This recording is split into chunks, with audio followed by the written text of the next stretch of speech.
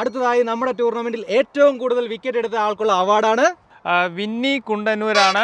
Winnie Kundannoor ഇവിടെ എവിടെയെങ്കിലും ഉണ്ടെങ്കിൽ ഈ സ്റ്റേജിലേക്ക് വരണം. വിന്നി കുണ്ടന്നൂരാണോ?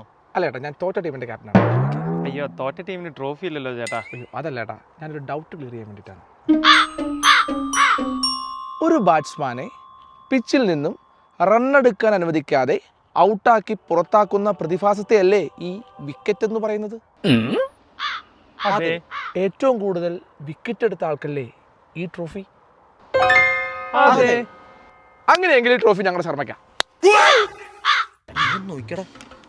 ഇതൊന്നും പിടിച്ച് നോക്ക്. അല്ല, ഇത് വിന്നി കുണ്ടന്നൂരിന് തന്നെയാണ്. 6 വിക്കറ്റ് ഉണ്ട് വിന്നി കുണ്ടന്നൂരിന്. ചേട്ടാ മാറിപ്പോയതല്ലേ, വിന്നി കുണ്ടന്നൂരിന് തന്നെയാണ് ട്രോഫി. ഏറ്റവും കൂടുതൽ ആളുകളെ ഔട്ടാക്കിയ ആൾക്കുള്ളതല്ലേ ഈ ട്രോഫി? അതെ. 6 പേരെയാണ് വിന്നി കുണ്ടന്നൂർ ഔട്ടാക്കിയിരിക്കുന്നത്. മോനെ ശർമ്മ, ഇങ്ങ് വന്നടാ. ഞങ്ങളുടെ ഈ ശർമ്മയുണ്ടല്ലോ 8 പേരെയാണ് ഔട്ടാക്കിയത്.